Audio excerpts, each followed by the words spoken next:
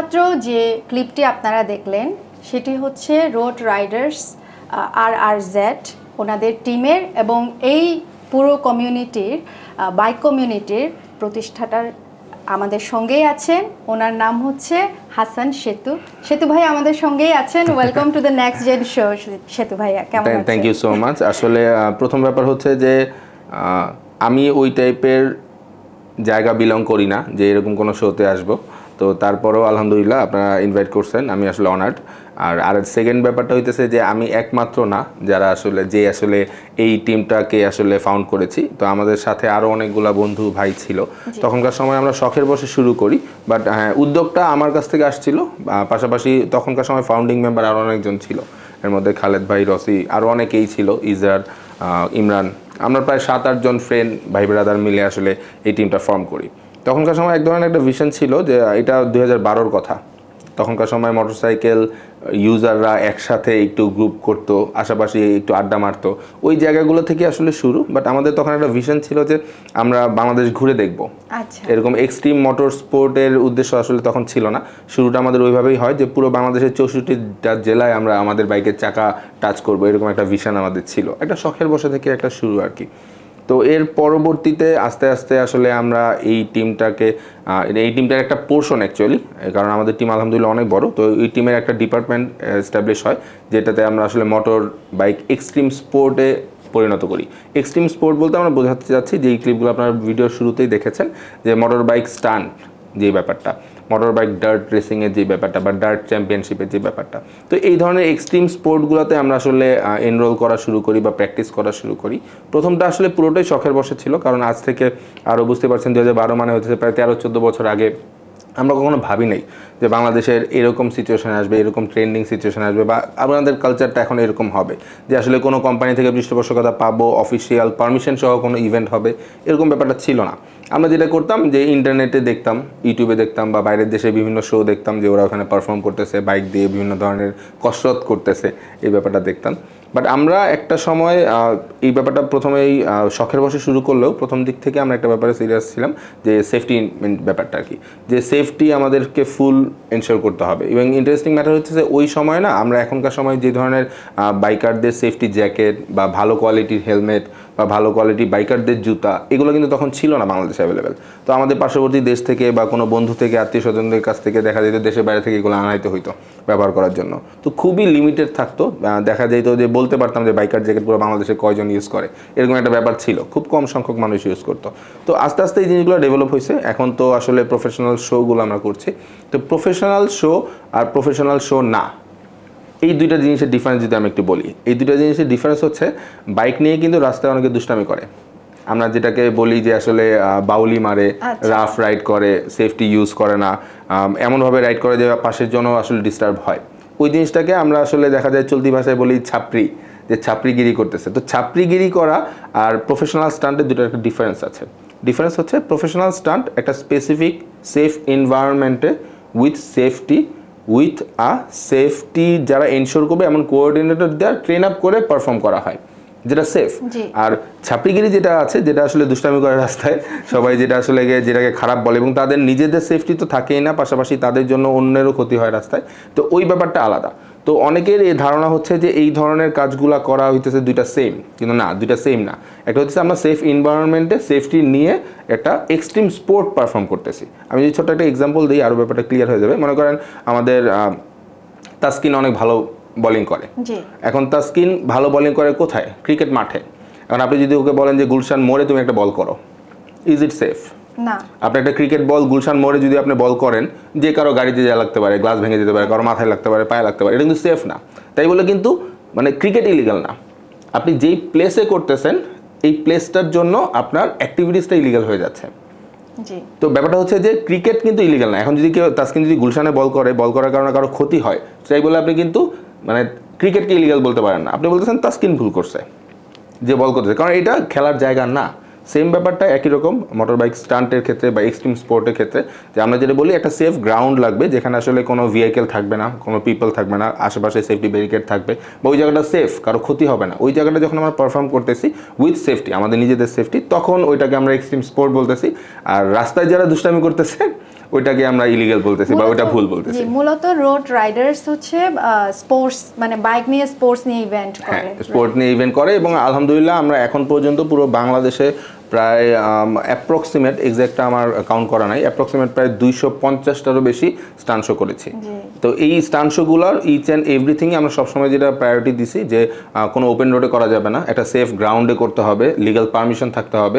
Even আমাদের প্রত্যেকটা শোতে আপনারা দেখেছি যে শোতে আপনারা পুরো বাউন্ডারিজ দেওয়া থাকে এবং বাউন্ডারিজ কিছু কিছু সময় দেখা যায় যে বাউন্ডারিজ না দেওয়া থাকলেও আমরা একটা ভলান্টিয়ার ব্যারিকেড তৈরি করি যেন আসলে অডিয়েন্সের কোনো ক্ষতি না হয়, ওই পর্যন্ত না যায়। আর আমরাও ওইরকমভাবেই প্র্যাকটিস করি বা প্র্যাকটিস করাই যেন ওই সেফটিটা বজায় রাখে। তো আসলে এইটা হচ্ছে ডিফারেন্স যে আসলে মোটর বাইক স্টান্টটা একটা প্রপার সেফ জায়গায় করার জন্য বা সেফটি নিয়ে করার জন্য আমরা অনেক বছর যাবত কাজ করতেছি। শুধুমাত্র আমরা কাজ করতেছি ব্যাপারটা রাইট না যে আমরা একমাত্র টিম বাংলাদেশে কাজ করতেছি, বাংলাদেশে আরও অনেকগুলো টিম আছে যারা এই জিনিসগুলো প্র্যাকটিস করার জন্য চেষ্টা করতেছে। তবে আমরা যেটা করেছি আমরা প্রথম থেকে এই ব্যাপারগুলো নিয়ে সচেতন ছিলাম এবং এখনও আছি এবং সামনেও সচেতনতা বাড়ানোর জন্য চেষ্টা করতেছি। এই হচ্ছে রোড রাইডার্স আর শুরু আর কি 2012-তে। জি, আপনার 6 লক্ষ ফলোয়ার্স আছে টোটাল অ্যাপ্রক্সিমেট মিলিয়ন। এবং এই যে প্যাশন, ফ্রিডম এবং ব্রাদারহুড থেকেই আপনারা এরকম একটি সুন্দর একটা কমিউনিটি ক্রিয়েট করেছেন। এবং আমরা যেটা দেখি বাংলাদেশে আর কি, বাচ্চা বড় হলে বাবা মার একটা টেনশন থাকে, ও একটু বড় হলে মোবাইল খুঁজবে বা ল্যাপটপ খুঁজবে, এবং আরেকটু বড় হলে কি বাবা মাকে বিরক্ত করতে থাকে, বাইক খুঁজবে, বাইক কিনে দিতেই হবে। তো এখন হচ্ছে যে এই যে বাইক পাওয়া যে হ্যাপিনেস তো সেটা ঠিক আছে, কিন্তু এটার রিস্কও আছে। বাবা মা টেনশনে থাকে যে বাইক নিয়ে সে সেফলি ভাবে চালাবে না, কিভাবে সেফলি ভাবে বাইক হচ্ছে রাইডার্স। আমার কাছে যেটা মনে হয় যে এখন এমন একটা জেনারেশনের দিকে আমরা ধাবিত হচ্ছি বা এমন একটা জেনারেশন গ্রো আপ হচ্ছে যেটা ইন ফিউচারে আসলে সোসাইটির বিভিন্ন দায়িত্ব নিবে, কর্পোরেট সেক্টরে কাজ করবে বা ফ্যামিলি বিলং করবে। এই জেনারেশনে যারা গ্রো আপ হচ্ছে এই জেনারেশনটা অনেক বেশি অ্যাডভান্সড। আমাদের মতো যারা আছে যারা একটু ব্যাকডেটেড, যারা আসলে ছোটোবেলায় আমরা মোবাইল দেখে ভাত খাওয়ার সুযোগ পাই নাই, আমরা বড় হওয়ার পরে মোবাইলটা ব্যবহার করছি প্রয়োজনের খাতিরে, আমরা মোটরসাইকেল ব্যবহার করছি প্রয়োজনের খাতিরে। আমার এখন মনে আছে আমি যখন বাসায় আমার বাসা হচ্ছে খিলগাঁও, ঢাকা খিলগাঁওতে, তো আর আমার ভার্সিটি ছিল বনানীতে, আমি এবি থেকে পড়াশোনা করছি। তো এই খিলগাঁও থেকে বনানী যাওয়ার সময় তখন বাস রিক্সা এগুলো পাল্টাইতে অনেক কষ্ট হইতো। তো তখনকার সময় বাসায় অনেক কনভিন্স করে আসলে বাইকটা কেনা। তো তখনকার সময় বাইক ছিল প্রয়োজন, হ্যাঁ। আর এখনকার সময় বাইক লাইফস্টাইল, যে আপনার একটা ভালো ফোন থাকা আপনার লাইফস্টাইল, আপনার ভালো একটা বাইক থাকা আপনার একটা লাইফস্টাইলের অংশ। আপনার প্রয়োজন, আপনার স্ট্যাটাস বা আপনার চলাফেরা, অনেক সময় আপনার ট্রাভেল, ইভেন তো অনেক জায়গায় এটা শো অফ যে আমার কাছে একটা ভালো বাইক আছে।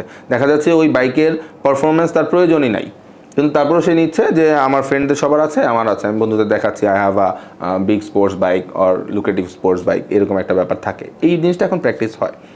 এই জায়গা থেকে আসলে ভয়টা এই জায়গা থেকে আসে যে আসলে আমরা গার্ডিয়ানরা বা আমরা বাবা মায়েরা এই ব্যাপারটা নিয়ে কতটা সচেতন। এখানে একটা ইন্টারেস্টিং ম্যাটার দেখেন, আমি কয়েকদিন আগেই দেখলাম একটা ঘটনা যে আমাদের এলাকারই এক আঙ্কেল তার ছেলেকে বাইক কিনে দিচ্ছে। তো আমাকে এসে বলতেছে যে বাবা ওরকে কী বাইক কিনে দিলে ভালো হয়, তো তুমি তো এগুলো নিয়ে অনেক ঘাটাঘাটি করো, তুমি একটু বলো না। তো আমিও আঙ্কেলকে সাজেশন দিলাম, আঙ্কেল এটা নেন, কারণ ও যেহেতু ফার্স্ট নিচ্ছে ও এটা নিয়ে একটু সেফ থাকতে পারবে, বেটার করতে পারবে। তো আমি বললাম যে আপনি বাইকের দাম হচ্ছে 3 লাখ টাকা, আপনি একটা কাজ করবেন আরও 20,000 টাকা এক্সট্রা রাখবেন। তো বলতেছে বাইকের দাম যদি 3 লাখ হয় 20,000 টাকা কেন এক্সট্রা রাখবো? তো আমি বলতেছি আঙ্কেল ওকে একটা ভালো কোয়ালিটির হেলমেট কিনে দিবেন এটার সাথে। কয় না হেলমেট লাগবে না, আমার বাসায় পুরনো একটা আছে, ওটা কিনবে, হেলমেট লাগবে না, আমি 3 লাখ টাকা বাইক কিনে দিচ্ছি। আমি তাকে কনভিন্স করতেই বললাম না যে আপনার বাইক কেনার জন্য 3 লাখ টাকা লাগবে আর এক্সট্রা একটা 20,000 টাকা লাগবে একটা ভালো কোয়ালিটি সার্টিফাইড হেলমেট যেটা কেউ সেফটি দিবে।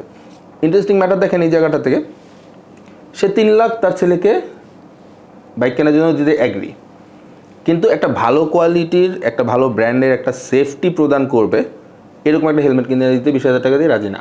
সে বলতেছে যে আমি কম দামে একটা হেলমেট নিয়ে নিবে। হেলমেট আর কি মাথায় তো পড়বে, সার্জেন ধরার জন্য বা পুলিশের জরিমানা থেকে বাঁচার জন্য। তো এই যে সচেতনতাটা কিন্তু আমাদের ইউজারদের আগে আসতে হবে সোসাইটিতে আসতে হবে। যে even recently Bangladesh not only পুলিশের ভয় না, হ্যাঁ আমাদের নিজের সেফটির জন্য সোসাইটিতে এই সচেতনতা আসতে হবে। সোসাইটির ব্যাপারটা কেন আমি বললাম, যে মনে করেন নর্মাল একটা এক্সাম্পল, যে আমরা এখনকার সময় উইন্টার আসতেছে, তো এই যে উইন্টার আসতেছে আমাদের বাসায় কম বেশি সবার বাসায় কিন্তু একটা প্রিপারেশন নিচ্ছে যে আম্মুর শাল লাগবে, বাচ্চার জ্যাকেট লাগবে, আমার একটা ভালো মোজা লাগবে। এটা কিন্তু একটা সোসাইটি কালচার যে উইন্টার আসতেছে আমরা টুকটাক শপিং করবো, পুরোনো জিনিসগুলো বের করতেছি, কার কার আছে ওর লাগবে না। এটা কিন্তু সোসাইটি কালচার। এটা কিন্তু এমন না যে জেনারেশন বা নেক্সট জেনারেশন বা বাচ্চারা শুরু করতেছে যে আমাকে জ্যাকেট কিনে দাও, বাসা থেকেও মানতেছে আচ্ছা ঠিক আছে তোমার একটা জ্যাকেট লাগবে, গতবার একটা নষ্ট হয়ে গেছে এবার কিনে দিচ্ছি। এই যে সোসাইটির যে কালচারটা, এরকম একটা কালচার আমাদের এস্টাবলিশ করতে হবে। তো ওই জায়গা থেকে আমরা সবসময় বিভিন্ন ধরনের সেফটি ইনসিকিউরিটির জন্য, সেফটি বাড়ানোর জন্য সচেতনমূলক কাজ করা থাকি। ইভেন আমরা বাংলাদেশ পুলিশের সাথেও বা ট্রাফিক পুলিশের সাথেও বিভিন্ন ধরনের ক্যাম্পেইন করেছি যে সেফটি ইনক্রিজ করার জন্য। রিসেন্টলি গভর্নমেন্ট থেকে যে সার্টিফাইড হেলমেট অ্যালাউ করার জন্য খুব প্রেশার দিচ্ছে। সরাসরি পারতেছে না যে একদম সরাসরি, বাট সার্টিফাইড হেলমেট নিয়ে হয়তো খুব তাড়াতাড়ি ল চলে আসবে যে আপনি যদি হেলমেট পরেন তাহলে যেই হেলমেটটা আসলে সেফটি প্রদান করবে ওটার একটা সার্টিফিকেশন হয়। যেমন আপনার ফুড ভালো কি ভালো না এরকম বিএসটি একটা সার্টিফিকেশন দেয়, এরকম হেলমেটেরও কিছু সার্টিফিকেশন আছে যে ইউরো স্ট্যান্ডার্ড হয়, আমেরিকান স্ট্যান্ডার্ড হয়, ইন্ডিয়ান স্ট্যান্ডার্ড হয়। তো এই ধরনের সেফটি স্ট্যান্ডার্ডগুলো বাংলাদেশ থেকেও একটা, ইভেন তো বিএসটিআই একটা স্ট্যান্ডার্ডের একটা জায়গায় নিয়ে আসতেছে এবং খুব তাড়াতাড়ি আমরা এটাও দেখতে পাবো। তো আমার কথা হইতেছে যে ল না, এটা আমাদের সোশ্যাল একটা প্র্যাকটিস করা উচিত যে এই সেফটির ব্যাপারগুলো যেন আমরা আরও সচেতন থাকি। তো সোশ্যাল যখন আমরা প্র্যাকটিস করবো এই জিনিসগুলো আমার মনে হয় চলে আসবে। আর ওই যে ব্যাপারটা বললেন যে গার্ডিয়ানরা বলতেছে, আর আমার মনে হয় যে হ্যাঁ প্রফেশনাল মোটর স্পোর্ট যারা করতে চায় এরা 10-12 বছর থেকেও কিন্তু প্র্যাকটিস করে। এখন এই জায়গা থেকে ইন্টারন্যাশনাল আমরা দেখি যে একটা রেসার বা একটা প্রফেশনাল রেস যে করবে সে 12 বছর বয়স থেকেই প্র্যাকটিস করতেছে, তার বডি ওইভাবে গ্রুম করতেছে, সে ওইভাবে ব্যায়াম করতেছে বা নিজেকে ওইভাবে প্রস্তুত করতেছে। ওই জায়গা থেকে আসলে এজ ডাজ ম্যাটার করে না। আমরা সোসাইটিতে যদি ওই প্র্যাকটিসটা করে থাকি, কয়েকদিন আগেও আমরা সোশ্যাল নেটওয়ার্কে আমাদের কমিউনিটিতে একটা জিনিস প্র্যাকটিস করতাম যে হেলমেট ছাড়া কেউ রাইডিংয়ের ছবি যদি আপলোড করে আমরা খুব অবমাননা করতাম ব্যাপারটায়, যে তুমি হেলমেট ছাড়া একটা বাইকের ছবি আপলোড করছো, বাইক রাইড করতেছো, এটা আসলে ভালো প্র্যাকটিস না। তো এই ধরনের প্র্যাকটিসগুলো আসলে সবার করা উচিত, যে সে নিজে লজ্জা হইলেও পায় যে না আমি হেলমেট ছাড়া চালাচ্ছি, এটা দেখতে কেমন দেখায়। তো এই প্র্যাকটিসগুলো থেকে আসলে সেফটির ব্যাপারগুলো আমার মনে হয় আরও বাড়ানো সম্ভব। ভাইয়া আমি নিজেও ভুক্তভোগী। আমি স্কুটি চালাতাম যখন আমি ইউনিভার্সিটিতে পড়তাম। তো আমার তখন হেলথ ইন্স্যুরেন্স ছিল, এই কারণে আমার একটা যে একটা এই পার্টটা আমি ইনজিওর্ড হলেও ওটা আমি হেলথ ইন্স্যুরেন্স দিয়ে আমি রিকভার করে ফেলেছি। কিন্তু তখন আমি জানতে পারলাম বাইকেরও ইন্স্যুরেন্স করা লাগে যখন থেকে কিনি আর কি। তার মানে কি এই যে বাইক কিনা মানেই একটা দুর্ঘটনা থাকবে। ব্যাপারটা হচ্ছে যে আসলে আমাদের যে টোটাল ট্রাফিক সিস্টেম আছে, আসলে টোটাল ট্রাফিক সিস্টেমটা 3টা ই দিয়ে চলে। বাংলাদেশের টোটাল ট্রাফিক সিস্টেম না, পুরো ইন্টারন্যাশনাল সবারই ট্রাফিক সিস্টেম। একটা হচ্ছে ইঞ্জিনিয়ারিং, একটা হচ্ছে এডুকেশন, আর একটা হচ্ছে এনফোর্সমেন্ট। মজার ব্যাপার হইতেছে ইঞ্জিনিয়ারিংয়ের যে ব্যাপারটা যে আসলে রোডটা এখান থেকে এভাবে যাবে, এখান থেকে এভাবে যাবে। তো আমাদের ঢাকা শহর তো পরিকল্পিত না, অপরিকল্পিতভাবে গ্রো আপ হয়েছে। অল্প অল্প বাড়তে বাড়তে বাড়তে আজকে আমাদের ছোট্ট এক শহরে কোটি কোটি মানুষ আমরা বসবাস করতেছি। তো ঢাকা শহরে যে টোটাল রোডটা আছে এটা আসলে ট্রাফিক সিস্টেমের জন্য অ্যাকুরেট না। তার উপরে আবার ওভার পপুলেশন আমাদের এখানে থাকতেছে, ওভার ভেহিকেল থাকতেছে। এটাও প্রশ্ন ছিল ভাই আপনাকে করার, যে ঢাকা শহর প্ল্যান সিটি না, কিন্তু পুরো বাংলাদেশ তো আপনারা বাইক রাইডিং এ দেখলেন। ওই জায়গাটায় আমরা আসবো, আমি এটাকে শেষ করে দিই। যেটা হচ্ছে যখন এই টোটাল যে ইঞ্জিনিয়ারিং এর ব্যাপারটা এটা কিন্তু প্রপার না। এক সেকেন্ড যে ব্যাপারটা হচ্ছে এডুকেশন, আমরা এডুকেটেড না। আমরা শুধু একটা জিনিস জানি হেলমেট না পরলে পুলিশ জরিমানা করবে, লাইসেন্স না থাকলে পুলিশ জরিমানা করবে। বাট হেলমেট আমি কী জন্য পরবো, কোন পারপাসে পরবো, এটা নিয়ে আমরা সচেতন না, আমরা এডুকেটেড না। আমরা ট্রাফিক আইন নিয়ে কিন্তু সচেতন না। রিসেন্টলি একটা জিনিস খুব ভালো লাগার মতো, আমি জানি না আপনি নোটিস করছেন কিনা, বাংলাদেশে কিন্তু মেট্রোপলিটন টোটাল জোনটাতে ট্রাফিক লাইট মানুষজন প্র্যাকটিস করতেছে, ওয়েট করছে 50 সেকেন্ড 60 সেকেন্ড পরে আমি বের হচ্ছি। এটা হয়তো ইচ্ছাকৃত না, জোরপূর্বক প্র্যাকটিস করানো হচ্ছে, বাট এটা কিন্তু ভালো লাগছে। আপনি দেখতে পাচ্ছেন যে আপনি 60 সেকেন্ড আপনাকে অপেক্ষা করতে হবে, 5 মিনিট 7 মিনিট না, আধা ঘন্টা না। তো এই যেই আমাদের যে এডুকেশনের ব্যাপারটা এটাও কিন্তু খুব দরকার, যে আমাদের নিজেদের জানা দরকার, নিজেদের বোঝা দরকার ট্রাফিক রুলগুলো। আর সবার লাস্টে এনফোর্সমেন্ট, যে আমরা জরিমানার ভয়ে বা আমাদেরকে জোর করে ট্রাফিক আইন মানানো হচ্ছে। অ্যাকচুয়ালি এনফোর্সমেন্ট দিয়ে বাংলাদেশের ট্রাফিক সিস্টেম চলে, এডুকেশন বা ইঞ্জিনিয়ারিং দুইটার একটা তো নাই। তো ব্যাপারটা হচ্ছে যে আমার মনে হয় যে আমরা যারা সচেতন বা আমাদের যাদের রেসপন্সিবিলিটি বা কানেকশন আছে, ওই যে ফলোয়ারের ব্যাপারটা বললেন, যে এটা ফলোয়ারটা ফ্যাক্ট না। আমাদের এর চাইতে অনেক বড় বড় সাবস্ক্রাইবার, অনেক বেশি বেশি সাবস্ক্রাইবারের মানুষজন আছে, অনেক বেশি বেশি ফলোয়ারের মানুষজন আছে, যারা আসলে এই ব্যাপারগুলো নিয়ে হয়তো কাজ করছে না। আমরা চেষ্টা করতেছি তাদের সবাইকে আহ্বান দিয়ে যে এই জিনিসগুলো যেন আরও এডুকেটেড করা যায় ইউজারদেরকে, তাহলে হয়তো বা দেখা যাবে যে এই জিনিসগুলো সেফটি ইকুইপমেন্টগুলো বা সেফ কীভাবে রাইড করা যায়, সেফ কীভাবে থাকা যায়, এই জিনিসগুলো এস্টাবলিশ করা যাবে। আর যেটা বললেন যে ঢাকার বাইরে রাইডের ব্যাপারগুলো, এই ব্যাপারগুলো কিন্তু কতটুকু মানে সুইটেবল আর কি ফর রাইডার্স, আসলে ব্যাপারটা হইতেছে টোটালটা আপনার নিজের উপরে, যে আপনি কতটা নিজেকে মেনটেন করে করতে পারবেন। আমরা কয়েকদিন আগেই ডিএমপি ট্রাফিক পুলিশের সাথে একটা কনফারেন্স ছিল, ইনফর্মাল কনফারেন্স। তো ওইখানে আমরা যখন বসি তখন আমরা একটা কথা তুলতেছিলাম যে ওই মোটরসাইকেলে ফগ লাইট ইনস্টল করার কারণে জরিমানা করে। তো ওই দিক থেকে দেখা যায় যে বড় বড় 4 হুইল 6 হুইলে বড় বড় আরও পাওয়ারফুল ফগ লাইট ইউজ করতেছে। তো ফগ লাইটের ব্যাপারটা হচ্ছে যে আপনি যেহেতু রাস্তায় চালাচ্ছেন, তখন যদি আপনি রাস্তায় ফগ লাইট দেন, অপোজিট থেকে আপনার পাশের লেনে যারা আসবে তাদের চোখে যদি ফগ লাইট পড়ে, তাহলে তো তার রাইডের জন্য প্রবলেম হবে। ব্যাপারটা আপার ডিপারের যে অপশনটা, তো ফগ লাইটটা যদি আপনি ইনস্টল করেন এই কারণে পুলিশ জরিমানা করছে। তখন আমরা কথাটা উঠাই যে আসলে আপনারা মোটরসাইকেল তো আসলে হাইওয়েতে তো লাইট নাই, অন্ধকার থাকে, তো রাতে বা সন্ধ্যায় রাইড করার সময় তো আমাদের সেফটির জন্য ফগ লাইট দরকার। তখন পুলিশের ওইখান থেকে একজন বলে যে আসলে আপনার বাইকের জন্য যতটুকু স্পিড দেয়া আছে বা ওই রোডে যতটুকু স্পিড লিমিট আছে, ওই স্পিডের মধ্যে যদি আপনি চালান তাহলে আপনার বাইকে যতটুকু লাইট আছে ওইটা এনাফ। বাট আপনি যদি ওভার স্পিড করতে চান, ওভার স্পিডিং করতে চান, তখন আপনার আরও অনেক বেশি লাইট দরকার হবে, কারণ আপনি অনেক স্পিডে জায়গাটা পাস হবেন, তাই আপনার আরও অনেক দূর পর্যন্ত দেখা দরকার। সুতরাং এই কারণেই আমরা ফগ লাইটটা আপনাদেরকে অ্যালাউ করছি না। হ্যাঁ, এটার আরও অনেক কথা আছে যে তাহলে বড় গাড়িগুলো কেন করতেছে, ওগুলো ল আলাদা এস্টাবলিশ হবে, কিন্তু মূল কথা হইতেছে আপনি যদি প্রপার আইন মেনে পুরো বাংলাদেশের হাইওয়েতে রাইড করেন তাহলে এটা সেফ। আর আপনি যদি প্রপার আইন না মেনে স্পিডিং করতে চান তাহলে এটা হাইওয়ে কেন, আপনার যে কোনো ফাঁকা রাস্তা এটা সেফ না। একদম। ভাইয়া, আপনার যে ইভেন্ট এতগুলো অ্যারেঞ্জ করেছেন, এটার মধ্যে সবচাইতে ক্রেজি এন্ড আনফরগেটেবল ইভেন্ট কোনটা ছিল? অনেক আছে, অনেক আছে, একটু শেয়ার করেন। আচ্ছা, প্রথমে বলে নিচ্ছি, ভিডিও যারা দেখতেছেন ম্যাক্সিমাম মানুষজন আমাকে চেনে না, আমি আসলে ওইরকম চেনার মতো মানুষও না, কিন্তু তারপরেও জাস্ট আমি আমার পরিচয়টা ছোট করে একটু দিই। যেটা হচ্ছে আমি 2012 থেকে একটা মোটরসাইকেল এক্সট্রিম স্পোর্টের একটা টিম মেনটেন করেছি, যেটা রোড রাইডার্স RRZ আমরা শুরু করি। তো এটা শখের বসে শুরু হয়, তো কাজ করতে থাকি। তো পাশাপাশি এর পরবর্তীতে 2015-16 পরে মোটরসাইকেল ইন্ডাস্ট্রিতে ইনফ্লুয়েন্সার হিসেবে কাজ করার জন্য সুযোগ পাই, ছোট ছোট ভিডিও ক্রিয়েট করা বা কন্টেন্ট ক্রিয়েট করা এগুলা। এরপরে যেটা সবার লাস্ট 3 থেকে 3.5 বছর যাবত আমি বাইক বিডি নামক একটা অনলাইন ম্যাগাজিন আছে, জি ভাইয়া, এই যে কার্ড আছে বাইক বিডির টোটাল অপারেশনটা আমি দেখি। এটা কি ম্যাগাজিন ভাইয়া? বেসিক্যালি শুরুটা অনলাইন ম্যাগাজিন হিসেবে শুরু হয়, বাইক বিডির জার্নিটাও 2012 থেকে শুরু হয়। বাট এখনকার সময় কাজ করতে করতে আমরা আসলে বাইক বিডি মোটরসাইকেলের একটা কমিউনিটি মেনটেন করি, পাশাপাশি মোটরসাইকেল এবং মোটরসাইকেল রিলেটেড যত কিছু আছে সকল ধরনের মার্কেটিংয়ের একদম 360 ডিগ্রি সলিউশন আমরা দিই।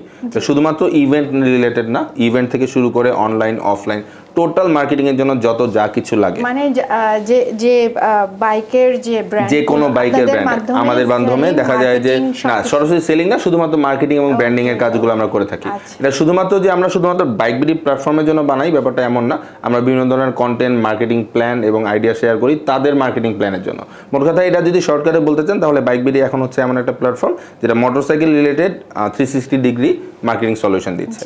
তো বাংলাদেশে যত মোটরসাইকেল আসে এবং মোটরসাইকেল রিলেটেড যত প্রোডাক্ট আছে এগুলো মার্কেটিং সলিউশনগুলো আমরা দিয়ে থাকি। আর পাশাপাশি সোশ্যাল নেটওয়ার্কের বদৌলতে যখন আমরা এই কাজগুলো করি, পুরো বাংলাদেশের মোটরসাইকেল ইউজারদের সাথে আমাদের একটা কানেকশন আছে, একটা বিল্ড আপ আছে, যেটাকে আপনি চাইলে কমিউনিটি বলতে পারেন, এই আর কি।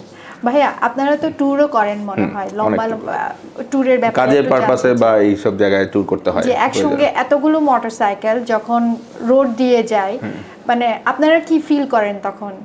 আসলে ব্যাপারটা এখানে ওই যে সেম জায়গাটায় আমরা আসতেছি বারবার, যে আসলে সেফটি কতটুকু মেনটেন করে আমরা করতেছি।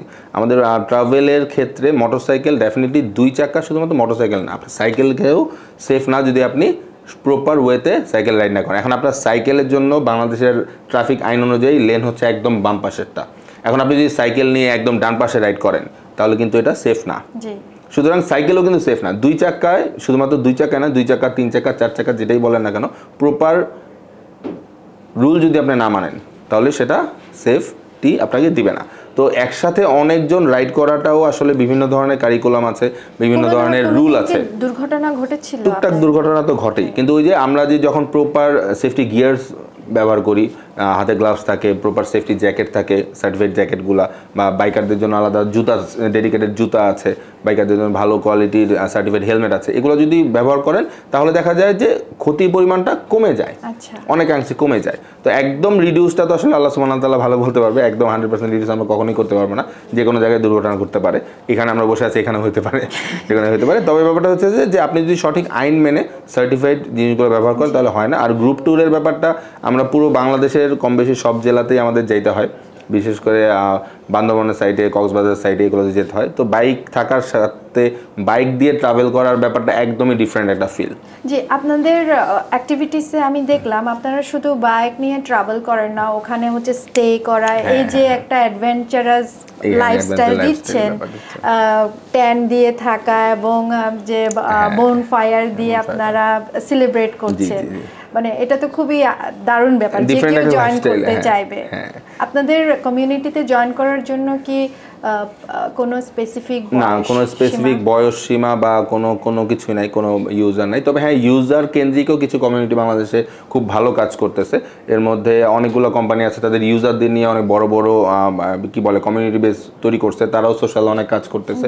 ইয়ামাহার আছে, সুজুকির আছে, টিভিএস এর আছে, রয়্যাল এনফিল্ডের আছে, কম বেশি সব ব্র্যান্ডই তাদের ইউজারদের নিয়ে একটা কমিউনিটি বিল্ড আপ করে, তারাও ভালো কাজ করছে। পাশাপাশি আমরা যেটা করি, আমরা তো আসলে বেসিক্যালি সরাসরি কমিউনিটিতে, আমরা যে কমিউনিটির ব্যাপারটা এমন না, আমরা একটা অর্গানাইজেশন, আমরা মার্কেটিং সলিউশন দিই। এবং হ্যাঁ, আমাদের একটা কমিউনিটি কানেকশন আছে। পুরো বাংলাদেশে আমাদের বাইক বিডির প্রায় 500+ রেজিস্টার্ড মেম্বার আছে প্রত্যেকটা জেলায় বা বিভাগীয় শহরে, জেলাভিত্তিকভাবে। তো এরা যেটা করে, যে মনে করেন লালমনিরহাটের এক দুর্গম এরিয়াতে কেউ বিপদে পড়লো, তখন আমরা তাকে জানাই, আমাদের যে কমিউনিটি মেম্বার আছে বা আমাদের যে টিম মেম্বার আছে, যেটাকে আমরা টিম মেম্বার বলে থাকি, তখন তারা যাই হেল্প করে। তো ব্যাপার হচ্ছে আমাদের একটা সোশ্যাল নেটওয়ার্কে, মানে সোশ্যাল নেটওয়ার্ক বলতে আমি ফেসবুক বোঝাচ্ছি, ফেসবুকে একটা বাইক বিডি নামক গ্রুপ আছে। তো ওই গ্রুপে দেখা যায় যে সবাই জয়েন করতে পারতেছে, ওপেন ফর অল। তো তারা ওইখানে হেল্প দিয়ে সাহায্য চায়, যে আমার ওখানে এটা প্রবলেম হয়েছে, আমার এরকম ব্লাড লাগবে। তো আমাদের কানেকশনটা শুধুমাত্র এইটাই কারণেই রাখা, যেন পুরো বাংলাদেশে যদি কারো কোনো সাপোর্ট লাগে, এই সাপোর্টটা যেন আমরা করতে পারি। এবং অলরেডি এই ধরনের কাজ আমরা ডিরেক্টলি ইনডাইরেক্টলি, যেটা সামনে আসতেছে না, এরকম ভাবে কাজ করতেছি। ভাইয়া, এত আমাদের চোখে তো এটা দারুণ একটা কমিউনিটি, খুবই অ্যাক্টিভ, যে কমিউনিটিতে আপনি একটা ইভেন্ট লঞ্চ করা মানে সাথে সাথে হচ্ছে যে হ্যাঁ, অনেক সবাই ইউজাররা খুব ভালো কমিউনিকেটর। একজন লিডারের কি কি কোয়ালিটি থাকে? আই এম নট লিডার, এটা হলো প্রথম ব্যাপার। তবে আমি যেটা বিলিভ করি যে লিডার বলা যায় না, ম্যানেজমেন্ট ট্রাই করার চেষ্টা করি বা ম্যানেজ করার ট্রাই করি আর কি, বা এখনো করছি। স্কিলটা কতটুকু ইফেক্টিভলি মানে থাকা দরকার? আমার মনে হয় প্রচুর শুনতে হবে, প্রচুর শোনা প্রয়োজন। যে আপনি যাদের সাথে কাজ করতেছেন তাদের কথা শুনতে হবে, তাদের ইচ্ছা শুনতে হবে, তারা কি বলতে চায় সেটা শুনতে হবে। আপনি যদি প্রচুর পরিমাণে শুনতে পারেন তাহলে আমার মনে হয় আপনি প্রচুর পরিমাণে ম্যানেজ করতে পারবেন। ওকে, শোনা এবং ম্যানেজ করার মধ্যে কতটুকু গ্যাপ থাকে? খুব বেশি না, কারণ আপনি যখন শুনবেন তখন আপনি বুঝবেন যে তার আসলে কি প্রয়োজন, আপনার তার জন্য ডিসিশন মেক করাটা খুব ইজি হবে। আপনি যখন শুনবেন তখন সে কতটুকু চাচ্ছে বা সে কতটুকু যেতে চায়, তার মধ্যে ইচ্ছাটা কতটুকু, এটা আপনি বুঝতে পারবেন। যার কারণে তখন অটোমেটিকলি আপনার ম্যানেজ করার যে ডিসিশনটা, ওই কিন্তু আপনাকে ক্রিয়েট করে দিচ্ছে আপনার টিম মেম্বার। কিন্তু মূল উদ্দেশ্যটা হচ্ছে আমার মনে হয় প্রচুর পরিমাণে শুনতে হবে। আমার মনে হয় বস আর লিডারের মধ্যে ডিফারেন্সটা এটা, যে বস শুনতে চায় না, লিডার প্রচুর শোনে। জি ভাইয়া, ইভেন্টের মধ্যে তো ত্রুটি থাকে, অনেক ত্রুটি থাকে। কি কি কারণ হতে পারে যে একটা ইভেন্ট যখন ফল করে? ইভেন্ট ফল করার মূল যে ব্যাপারটা থাকে, আমার মনে হয় যে এখনকার সময় সব কিছুই তো সোশ্যাল নেটওয়ার্ক ভিত্তিক। যেমন কয়েকদিন আগে আমরা যেটা 5ই আগস্টের ব্যাপারটা দেখলাম, যে ম্যাক্সিমাম পুরো ব্যাপারটা কিন্তু সোশ্যাল নেটওয়ার্কেই হাইপটা দিয়েই কিন্তু এত বড় একটা গভর্নমেন্ট ফল হয়ে গেল, টোটাল আমাদের সিস্টেমে একটা চেঞ্জ হয়ে গেছে বাংলাদেশে। তো এই ব্যাপারটা কিন্তু অনেক বড় একটা ইম্প্যাক্ট সোশ্যাল নেটওয়ার্ক থেকেই পড়েছে। তো এখনকার সময় যে ব্যাপারটা হয় যে ইভেন্ট, লাইভ ইভেন্টেরও সোশ্যাল নেটওয়ার্কে একটা ইম্প্যাক্ট থাকে, পজিটিভ নেগেটিভ। তো এই ইম্প্যাক্টগুলো থেকে দূরে থাকার জন্য আসলে সবচেয়ে বেশি যেটা দরকার, যে আপনি যাদের থেকে নিয়ে ইভেন্ট করতেছেন তারা আসলে আপনার ওই জিনিসটার সাথে সেম রিলেটেবল কিনা। যদি রিলেটেবল হয় তাহলে আসলে নেগেটিভ গসিপটা একটু কম হয়, আর নেগেটিভ যদি রিলেটেবল না হয় তাহলে নেগেটিভ গসিপটা চলে আসে, এরকম আর কি একটা প্র্যাকটিস। আপনি কত বছর বয়স থেকে বাইকে হচ্ছে যে শেখা শুরু করলেন এবং চালানো শুরু করলেন? আমি আসলে বাইক চালানো টুকটাক চালানো হয়েছে 2008-09 বয়স মনে নেই, কারণ বললে আসলে বুঝে ফেলবো আমার বয়স কত, এটা বলবো না। বাট 2008-9 দিকে থেকে শুরু হয়েছে। খুব বেশি ছোটবেলা থেকে করি নাই আসলে। আমার বাসা থেকে বাইক কিনে দিবে না এরকম একটা ব্যাপার ছিল, আমার আম্মু দিবে না, আমার বাবা দিবে না, ফ্যামিলি থেকে একদমই দিবে না, এরকম একটা ব্যাপার ছিল। এবং ওই যে বললাম যে ভার্সিটিতে যাওয়া আসার ব্যাপারটা খুব প্রবলেম হচ্ছিল, ওই টেন্ডেন্সি থেকে বাসা থেকে প্রেশার দিয়ে আসলে বাইকটা কেনা। হ্যাঁ, প্রেশার বলতে যে বাবা চাচ্ছিল না, এর প্রেশারটা বলতে এমন না, আলহামদুলিল্লাহ আমি স্টেবল ফ্যামিলির ছেলে, তো বাইক কিনতে টাকার শর্ট পড়বে ব্যাপারটা এমন ছিল না যে সেফটির জন্য ব্যাপারটা দিবে না এরকম একটা ব্যাপার। তো ওইখান থেকে আম্মুকে আমি কনভিন্স করি যে মা আসলে এখানে যেভাবে আমি জার্নি করে যাচ্ছি এটা অনেক কষ্ট হয়ে যায়, তো তুমি তো বাবাকে না জানিয়ে আসলে আম্মু আমাকে বাইক কিনে দেয়। এবং আমাদের নিজেদের বাড়ি থাকা সত্ত্বেও আমি আমার বাইক আমার বাসায় রাখতে পারতাম না, আমি আরেক জায়গায় পার্কিং ভাড়া করে ওখানে রাখতাম যেন আব্বু না দেখে, ব্যাপারটা এরকম আর কি। তো আস্তে আস্তে আব্বুকেও ট্রাস্ট করাই, একদিন বলি যে আব্বু চলেন আমার একটা ফ্রেন্ডের বাইক আছে এক জায়গায় নিয়ে যাবো আপনাকে, তো আব্বুকে বসায় দেখাই যে আমি বাইক চালাতে পারি, আমি সেফটি মেনটেন করতে পারি। তো আস্তে আস্তে ওইভাবে আব্বুকে আসলে ম্যানেজ করি। তো আসলে গার্ডিয়ানের দোষ না, এটা আমি কখনোই দিব না, এখনও না। যে আপনি যদি এনশিওর করতে পারেন যে আপনি সেফলি রাইড করবেন, এই ব্যাপারগুলোতে গার্ডিয়ানরা কখনোই তার সন্তানদের বা বাবা মা কখনোই চায় না তার সন্তানের একটা ইচ্ছা পূরণ না হোক বা তার সন্তান একটা খুশি থাকুক, এই ডিসিশন মেক করতে তারা কখনোই না করে না যদি তাদের ক্যাপাসিটি না থাকে। ইভেন অনেক সময় আমরা দেখি তার ক্যাপাসিটি না থাকা সত্ত্বেও সন্তানের ইচ্ছা কিন্তু বাবা মা পূরণ করে। তো মেইন ফান্ডাটা হচ্ছে এখানে যে আপনি সেফলি রাইড করবেন বা আপনি সেফ থাকবেন, এই ব্যাপারটা যদি আপনি আপনার গার্ডিয়ানকে বোঝাতে পারেন, গার্ডিয়ান কখনোই না করবে না সেই ব্যাপারটাই। তো এই ক্ষেত্রে আসলে আমাদের নিজেদের খুব বেশি সচেতন হওয়া উচিত যে আমি কীভাবে রাইড করব, কীভাবে সেফ থাকবো, কীভাবে সেফটি ব্যাপারগুলো নিয়ে কিনবো। আর আমি সবসময় বলবো যে আপনি দামি বাইক কেনেন, দ্যাটস গুড, তবে দামি বাইকের সাথে সাথে আপনি একটা ভালো কোয়ালিটির সেফটি হেলমেট মিনিমাম এই অ্যারেঞ্জমেন্টের বাজেটটাও আপনারা রাখবেন, বা ইউজার যারা নতুন হচ্ছে তারা রাখবেন। আমি অনেক সময় দেখি যে আসলে নিজে ভালো হেলমেট ইউজ করতেছে বাট পিলিয়নের জন্য তার ফ্যামিলি মেম্বারের জন্য সস্তা একটা কম দামি জাস্ট একটা হেলমেট ব্যবহার করতেছে। একটু বলেন ভাইয়া, এই জন্য দেখা যায় যে একটা নরমাল কোনো অ্যাক্সিডেন্ট হলেও সামনের মেজর, আমি এরকম একটা এক্সপেরিয়েন্স আছে আমার, যে আমার তো 2-3 বছর আগেই সে তার ওয়াইফকে একটা কম দামি হেলমেট ব্যবহার করতে দিয়েছিল, মানে সার্টিফিকেশন নাই, নর্মাল হেলমেট একটা, যেটা আসলে শুধুমাত্র জাস্ট একটা প্লাস্টিকের একটা জাস্ট কাভার আর কিছুই না। এগুলো আমরা এরকমই বলে থাকি, আমরা দুষ্টামি করে বলি এগুলো বাটি হেলমেট, ইটস দ্য বাটি। আপনার অন্য যে কোনো ঘরের একটা প্লাস্টিকের বাটি মাথায় দেওয়া আর ওই হেলমেটটা মাথায় দেওয়া সেম জিনিস। আমার যে স্কুটির অ্যাক্সিডেন্টটা ছিল এটা বাটি হেলমেট ছিল, কম দামি হেলমেট, সার্টিফিকেট নন সার্টিফিকেট হেলমেটের জন্য হয়েছিল। ইনসিডেন্টটা কত ভয়ঙ্কর আমি আপনাকে বলি, যখন সে দুর্ঘটনায় পড়ে, আমার ছোটো ভাইটা, তার ওয়াইফও সাথে, তার সাথে ভালো হেলমেট ছিল, খুব আস্তে পড়ছে, সিম্পল একটা ইম্প্যাক্ট হইতে পারতো। যখন তার ওয়াইফ পরে ওই রকম সস্তা কম দামি নন সার্টিফাইড হেলমেট ছিল, প্লাস্টিক ভেঙে এখানে ঢুকে যায়, মানে ব্যাপারটা প্লাস্টিকটা ভেঙে মাথায় ঢুকে গেছে। মানে ব্যাপারটা ওর মাথায় যদি হেলমেট না থাকতো তাইলেও হয়তো এতটা খারাপ ইম্প্যাক্ট পড়তো না। এটা শুধুমাত্র এখন আলহামদুলিল্লাহ সেফ আছে, ভালো আছে। বাট ব্যাপারটা হচ্ছে যে এটা কিন্তু হইতো না যদি ওনার মাথায় হেলমেট নাও থাকতো, তাও এই ইম্প্যাক্টটা পড়তো না, যেটা আসলে একটা নন সার্টিফাইড হেলমেট পরার কারণে ইম্প্যাক্টটা পড়েছে। তো আমি সবসময় বলবো যে নিজের জন্য যতটুকু আমরা সবসময় চাই এই কেয়ারটা করি, যে নিজের চাইতে ফ্যামিলি কেয়ারটা বেশি করি, আমার সন্তানের, আমার পার্টনারের, আমার বাবা মার, আমার ভাইয়ের, আমার বোনের, আমরা সবাই সেম জিনিসটা প্র্যাকটিস করি, কিন্তু সব জায়গায় করি না। এই ক্ষেত্রেগুলোতেও করা আসলে উচিত, যে আপনি একটা সার্টিফাইড হেলমেট পরছেন, দ্যাটস গুড, আপনার সাথে যিনি আছেন তাকেও পরান, তার জন্য উদ্বুদ্ধ করেন। তো এবং আমার মনে হয় যে সোসাইটিতে এই জিনিসটা লজ্জা যদি আমরা না দেই, এনফোর্স করে এই জিনিসটা প্র্যাকটিস করানো আসলে সম্ভব না। লজ্জাটা কেমন আমি আপনাকে বলি, যেমন বাংলাদেশে ম্যাক্সিমাম মুসলিম কান্ট্রি, ম্যাক্সিমাম মুসলিম বেশি, তো এই জায়গা থেকে কিন্তু আমরা অন্যান্য ধর্মের প্রতিও রেসপেক্ট করছি। তো ম্যাক্সিমাম মুসলিম থাকা সত্ত্বেও অনেক ইলিগাল কাজ আছে সোসাইটিতে, যে জিনিসগুলো করলে আমরা লজ্জা দিই, বাট ইটস নট ইলিগাল, সরাসরি ইলিগাল না, বাট লজ্জা পায়। অনেক ইসলামিক অনেক ব্যাপার আছে, ইসলামিক দৃষ্টিকোণ থেকে লজ্জা পাই যে না এইভাবে এই জিনিসটা করা আসলে প্র্যাকটিসটা সুন্দর দেখায় না। আমি একদম আরও ভেঙে দিই, আসলে কথাটা আপনারা অন্য দিকে নিয়েন না। যেমন মনে করেন যখন হিন্দুরা পূজা করতেছে আজান দেওয়ার সময় তারা পূজা অফ করতেছে, কারণ ওরা কি বলতেছে যে না এখানে যেহেতু আজান যাচ্ছে, আমরা এখন যদি শব্দ করি এটা সুন্দর দেখায় না, এই প্র্যাকটিসটা কিন্তু করি। কিন্তু ওই টাইমে যদি ওরা মিউজিকটা অফ না করতো, এটা কিন্তু ইলিগাল না, ওরা ওদের পূজা করতেছে, আমরা আমাদের আজান দিচ্ছি, এটা কিন্তু আসলে লতে কিন্তু ইলিগাল না, কিন্তু আমরা সোসাইটিতে এই জিনিসটা সুন্দর দেখায় যে আচ্ছা ঠিক আছে আমরা কমাই, এটা ম্যানার্স। তো এই যে প্র্যাকটিসটা কিন্তু আমরা বাংলাদেশে করি, এই ধরনের প্র্যাকটিসগুলো যে আসলে সুন্দর দেখায় না বা সামাজিকভাবে এটা আসলে অ্যাকসেপ্টেবল না, এরকম ব্যাপারটা আমরা প্র্যাকটিস করি।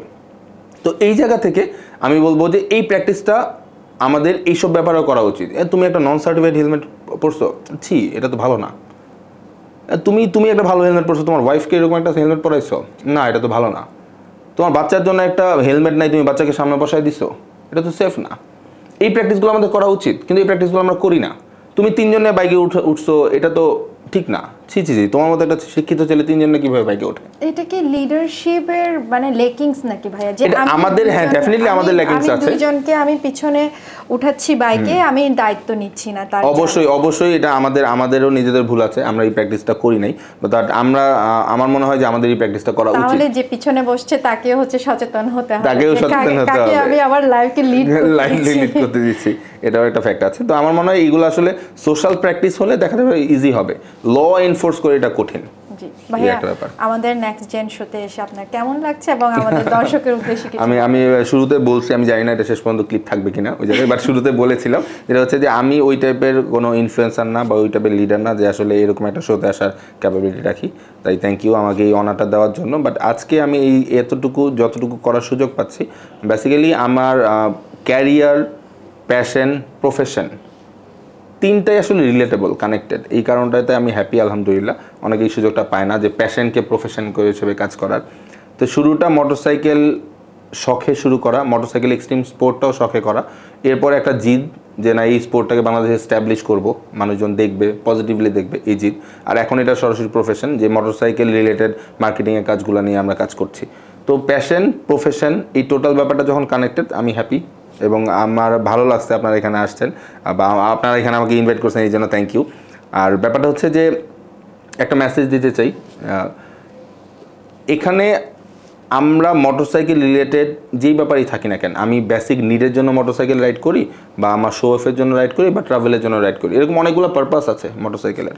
আবার অনেকে এখন আর্ন করার জন্য মোটরসাইকেল রাইড করছে রাইড শেয়ার অ্যাপগুলোতে বা যারা ভাড়ায় টানতেছে।